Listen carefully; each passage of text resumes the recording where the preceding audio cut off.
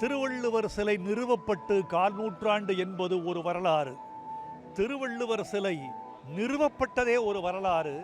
1/4 நூற்றாண்டுக்கு பிறகு அந்த சிலையை நிறுவிய முத்தமிழறிஞர் கலைஞர் அவர்களின் திருமகன் மீண்டும் முதலமைச்சராகி அந்த சிலைக்கு வெள்ளி விழா காண்பது என்பது பெருமகிழ்ச்சிக்கும் பெருமைக்கும் பெருமிதத்துக்கும் உரியது என்று நான் கருதுகிறேன். திருவள்ளுவரை தமிழர்கள் சிலையாகவும் நூலாகவும் கருதாமல் தங்கள் ஞானத்தின் அடையாளம் என்றும் தமிழ் பாரம்பரியத்தின் உச்சம் திருவள்ளுவர் என்றும் நாம் கொண்டாட வேண்டும்.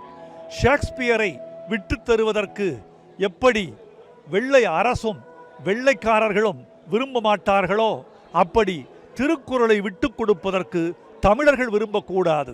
திருவள்ளுவரை தங்கள் வீட்டுப் பொருளாக, தங்கள் இதயப் பொருளாக, தங்கள் ஞானப் பொருளாக வெளிப்படுத்த வேண்டும் என்று நான் விரும்புகிறேன்.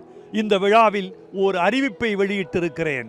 தருமர் மணக்குடவர் தாமத்தர் நச்சர் பரிதி பரிமேலழகர் திருமலையர் மல்லர் பரிப்பெருமாள் காளிங்கர் வள்ளுவனூர்க்கு எல்லை உரை செய்தார் இவர் என்று சொல்லப்படுவது போல திருக்குறளுக்கு உரை செய்தோர் பட்டியலில் நானும் என்னை இணைத்து கொள்ள இந்த திருவிழாவில் நான் முடிவு செய்திருக்கிறேன். திருக்குறளுக்கு உரை எழுதுகிறேன். இந்த உரை 18 வயது இளைஞர்களை போன்று சென்று சேர வேண்டும். திருக்குறளுக்கு எழுதப்படுகிற இந்த உரை புதிய தலைமுறையின் இதயத்தை சென்று தொட வேண்டும். அவர்களுக்கு திருக்குறளை எளிமை செய்ய வேண்டும், வலிமை செய்ய வேண்டும்.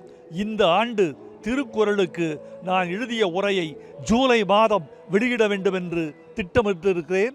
வெல்க திருவள்ளுவர், வாழ்க திருக்குறள்.